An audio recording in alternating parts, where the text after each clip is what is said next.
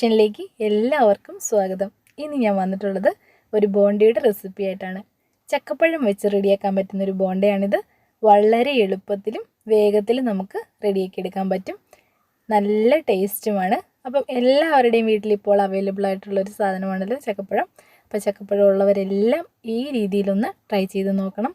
ടേസ്റ്റിൻ്റെ കാര്യത്തിൽ ഒരു കോംപ്രമൈസും ഇല്ല. നല്ല ടേസ്റ്റാണ്, കൂടാതെ ഹെൽത്തിയുമാണ്. അപ്പം നമുക്ക് എല്ലാവർക്കും വളരെ വേഗത്തിൽ ഈ ചക്കപ്പഴം ബോണ്ട ഒന്ന് റെഡിയാക്കി എടുത്താലോ? വീഡിയോയിലേക്ക് പോകുന്നതിന് മുന്നും വീഡിയോ ആദ്യമായിട്ട് കാണുന്ന ആരെങ്കിലും ഉണ്ടെങ്കിൽ ഒന്ന് സബ്സ്ക്രൈബ് ചെയ്യണേ. ആ ലൈക്കും ഷെയറും ഒക്കെ ഒന്ന് ചെയ്ത് സപ്പോർട്ട് ചെയ്യാൻ എല്ലാവരും ശ്രമിക്കണം. അപ്പം നമുക്ക് നമ്മളുടെ പുതിയ റെസിപ്പിയിലേക്ക് പോയാലോ?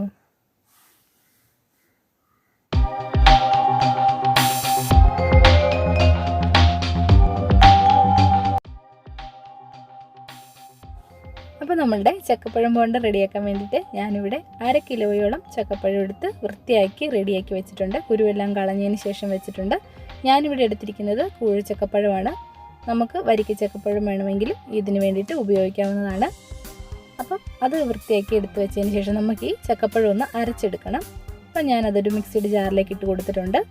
ഇനി അത് നന്നായിട്ട് അരച്ചെടുക്കണം. അതിന് വേണ്ടിയിട്ട് നമുക്ക് കുറച്ച് ഏലക്കയും കൂടി ഇതിനകത്ത് ചേർത്ത് കൊടുക്കാം. അപ്പോൾ ഏലക്ക പൊടിയുള്ളവരാണെങ്കിൽ പിന്നീട് ചേർത്താലും മതി. ഇപ്പോൾ എൻ്റെ കയ്യിൽ ഏലക്ക പൊടിയില്ല. അപ്പം ഞാൻ അതുകൊണ്ട് ഇതിനകത്തേക്ക് 2 ടീസ്പൂൺ ഏലക്ക ഇട്ട് കൊടുക്കുന്നുണ്ട്. അപ്പം ഞാനിവിടെ 2 ടീസ്പൂൺ ഏലക്കയും കൂടി ഇട്ട് നന്നായിട്ട് അരച്ചെടുക്കാം. ഈ അരച്ച ബാറ്റർ നമുക്കൊരു ബൗളിലേക്ക് ഒഴിച്ചു കൊടുക്കാം. ഞാനിവിടെ വലിയൊരു ബൗൾ എടുത്ത് റെഡിയാക്കി വെച്ചിട്ടുണ്ട്. ബാറ്റർ ഒഴിച്ചു കൊടുക്കാം. ഇനി നമുക്ക് അതിനകത്തേക്ക് 1 ടീസ്പൂൺ ജീരകവും കൂടി ചേർത്ത് കൊടുക്കാം. അതിനുശേഷം 2 കപ്പ് അരിപ്പൊടിയാണ് ഞാൻ ചേർത്ത് കൊടുക്കുന്നത്. വറുത്ത അരിപ്പൊടി വേണമെങ്കിലും ചേർത്ത് കൊടുക്കാം, വറുക്കാത്ത അരിപ്പൊടി വേണമെങ്കിലും ചേർത്ത് കൊടുക്കാം. ഞാനിവിടെ വറുക്കാത്ത അരിപ്പൊടിയാണ് എടുത്തിരിക്കുന്നത്. അപ്പം അത് ഞാൻ 2 കപ്പ് എടുത്തിട്ടുണ്ട്. ഇനി നമുക്കൊരു 1/4 ടീസ്പൂൺ ഉപ്പും കൂടി അതിനകത്തേക്ക് ചേർത്ത് കൊടുക്കാം. പിന്നെ എടുത്തിരിക്കുന്നത് 1/2 കപ്പ് പഞ്ചസാരയാണ്. ആ 1/2 കപ്പ് പഞ്ചസാരയും കൂടി ചേർത്ത് നമുക്ക് നന്നായിട്ടൊന്ന് കുഴച്ചെടുക്കാം. അപ്പോൾ വേറെ വെള്ളത്തിൻ്റെ ഒന്നും ആവശ്യം വരികയില്ല. ഈ ചക്കപ്പഴത്തിൻ്റെ ആ ഒരു നനവ് മാത്രം മതി നമുക്കിത് കുഴച്ചെടുക്കാനായിട്ട്. അപ്പോൾ ആ ഒരു അളവ് നിങ്ങൾ നോക്കിയാൽ മതി. ചക്കപ്പഴം എടുക്കുന്നതിൻ്റെ അളവിന് നമുക്ക് പൊടിയും കൂടി ചേർത്തങ്ങ് മിക്സ് ചെയ്തെടുത്താൽ മതി. അപ്പോൾ ഞാനിതിവിടെ നന്നായിട്ട് മിക്സ് ചെയ്ത് വെച്ചിട്ടുണ്ട്. ഇനി ബാക്കിയുള്ള ചേരുവകൾ എന്തെല്ലാമാണെന്ന് നോക്കാം. പിന്നെ ഞാൻ എടുത്തിരിക്കുന്നത് 2 കോഴിമുട്ടയാണ്. അത് നമുക്ക് നന്നായിട്ട് പൊട്ടിച്ച് ഒരു ബൗളിലേക്ക് ഒഴിച്ചു കൊടുക്കാം. ഈ കോഴിമുട്ട ചേർക്കുമ്പോൾ നല്ലൊരു ടേസ്റ്റാണ് നമ്മളുടെ ബോണ്ടയ്ക്ക്. ഞാനിവിടെ കോഴിമുട്ട പൊട്ടിച്ചൊഴിച്ചിട്ടുണ്ട്.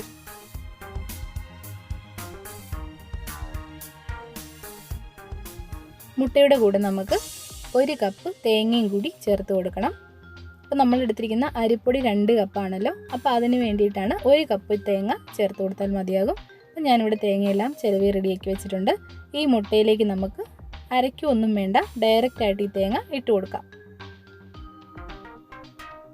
ഞാനിവിടെ തേങ്ങ ഇട്ട് കൊടുത്തിട്ടുണ്ട്. നമുക്ക് നന്നായിട്ടൊന്ന് മിക്സ് ചെയ്തെടുക്കണം. തേങ്ങയും മുട്ടയും കൂടി നമുക്ക് നന്നായിട്ട് ഒരു വിസ്ക് ഉപയോഗിച്ചോ സ്പൂൺ ഉപയോഗിച്ചോ നമുക്ക് നന്നായിട്ടൊന്ന് മിക്സ് ചെയ്തെടുക്കാം.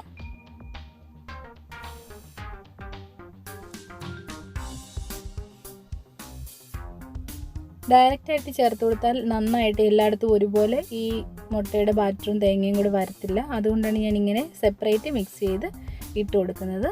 അപ്പോൾ ഇതിവിടെ നന്നായിട്ട് മിക്സായി വന്നിട്ടുണ്ട്. ഇനി നമുക്ക് റെഡിയാക്കി വെച്ചിരിക്കുന്ന ആ ചക്കപ്പഴ ബാറ്ററിലേക്ക് ഈ മുട്ടയും തേങ്ങയും കൂടി ഇട്ട് വീണ്ടും നന്നായിട്ട് ഒന്ന് മിക്സ് ചെയ്തെടുക്കാം.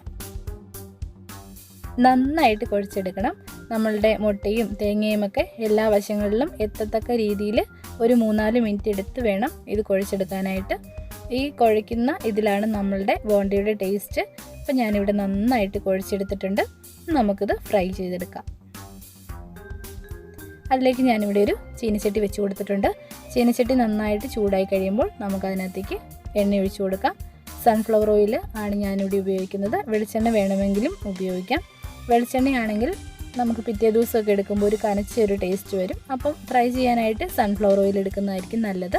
ഇനി നമുക്ക് ഈ വിധത്തിൽ ബോണ്ടയായിട്ട് അതിനകത്തേക്ക് ചെറിയ ചെറിയ ബോൾസായിട്ട് ഇട്ട് കൊടുക്കാം. എണ്ണ നന്നായി ചൂടായി കഴിയുമ്പോഴാണ് നമ്മൾ ഇട്ട് കൊടുക്കേണ്ടത്. ഇട്ട് കൊടുക്കേണ്ട സമയത്ത് നമ്മളുടെ ഗ്യാസിൻ്റെ ഫ്ലെയിം ലോ ഫ്ലെയിമിലോ മീഡിയം ഫ്ലെയിമിലോ ആക്കാൻ മറക്കരുതാരും. നമുക്ക് ഇങ്ങനെ ഓരോരോ ബോൾസായിട്ട് എണ്ണയിലേക്ക് ഇട്ട് കൊടുക്കാം. മീഡിയം ഫ്ലെയിമിലാകുമ്പോൾ നമ്മുടെ കയ്യിലൊന്നും എണ്ണ വീഴത്തില്ല. അപ്പോൾ നമുക്ക് എല്ലാ ബോണ്ടകളും ഇങ്ങനെ ഓരോന്നോരോന്നായിട്ട് ഇട്ട് കൊടുക്കാം. എണ്ണയിൽ കിടന്ന് നന്നായിട്ട് മൊരിഞ്ഞ് വെന്ത് വരണം. എങ്കിലാണ് നമ്മളുടെ ബോണ്ടയ്ക്ക് നമ്മൾ ഉദ്ദേശിക്കുന്ന ആ ടേസ്റ്റ് കിട്ടത്തുള്ളൂ. അപ്പോൾ അതിലേക്ക് ഞാനിവിടെ എല്ലാം ഇങ്ങനെ ഇട്ട് കൊടുക്കുന്നുണ്ട്. ചെറിയ ചെറിയ ബോണ്ടകളായിട്ടാണ് കേട്ടോ ഞാൻ ഇട്ട് കൊടുക്കുന്നത്. ബോളുകളായിട്ട് ഇട്ട് കൊടുത്താൽ മതിയാകും. നമുക്ക് ചെറുതായിട്ടൊന്ന് മാറ്റിയിട്ടതിന് ശേഷം അവിടെയും ഒരു സ്പേസ് ഉണ്ടാക്കിയതിന് ശേഷം ഇട്ട് കൊടുക്കാം. ഒരു വശം നന്നായിട്ട് മൊരിഞ്ഞതിന് ശേഷം നമുക്ക് മറിച്ചിട്ട് വേവിച്ചെടുക്കാം. ഹൈ ഫ്ലെയിമിലാണ് നമ്മളുടെ ഗ്യാസിൻ്റെ ഫ്ലെയിമെങ്കിൽ വേഗത്തിൽ കരിഞ്ഞു പോകും. അപ്പോൾ നമ്മളുടെ ബോണ്ട വേഗത്തുമില്ല, ടേസ്റ്റും കുറവായിരിക്കും. അപ്പോൾ നിങ്ങളൊരു മീഡിയം ഫ്ലെയിമിലിട്ട് തന്നെ ഫ്രൈ ചെയ്തെടുക്കാൻ ശ്രദ്ധിക്കുക.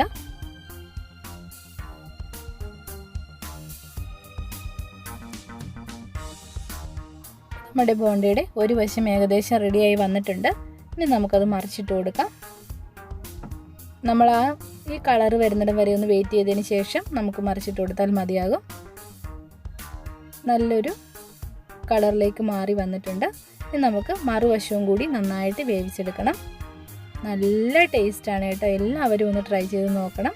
ട്രൈ ചെയ്ത് നോക്കിയതിന് ശേഷം നിങ്ങളുടെ ഫീഡ്ബാക്കുകൾ എന്നെ അറിയിക്കണം. ഒരുപാട് പേര് അവരുടെ ഫീഡ്ബാക്കുകൾ അറിയിക്കുന്നുണ്ട്. അതിന് ഒരുപാട് നന്ദിയുണ്ട്. തുടർന്നും നല്ല നല്ല റെസിപ്പീസൊക്കെ ആയിട്ട് വരാം. അപ്പോൾ നിങ്ങളെല്ലാവരും സപ്പോർട്ട് ചെയ്യുക, സബ്സ്ക്രൈബ് ചെയ്യുക, ലൈക്ക് ചെയ്യുക, എല്ലാവർക്കും ഒന്ന് ഷെയറും ചെയ്ത് കൊടുക്കുക.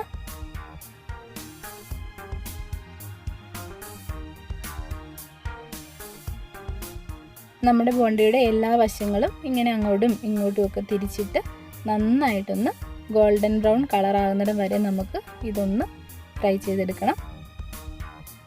അപ്പം നല്ല ടേസ്റ്റി ആയിട്ടുള്ള ഒരു ചക്കപ്പഴ ബോണ്ട ഇവിടെ റെഡിയായി വന്നിട്ടുണ്ട്. നിങ്ങളെല്ലാവരും ഇങ്ങനെ ഒന്ന് ട്രൈ ചെയ്ത് നോക്കുമല്ലോ. വീഡിയോ ഇഷ്ടമായിട്ടുണ്ടെങ്കിൽ ലൈക്ക് ചെയ്യുവാനും ചാനൽ സബ്സ്ക്രൈബ് ചെയ്യുവാനും ആരും മറക്കരുതേ. ഇന്നത്തെ വീഡിയോ ഇത്രയേ ഉള്ളൂ. ഇനി മറ്റൊരു വീഡിയോയുമായി വരാം. അതുവരെ നന്ദി. Thank you for watching.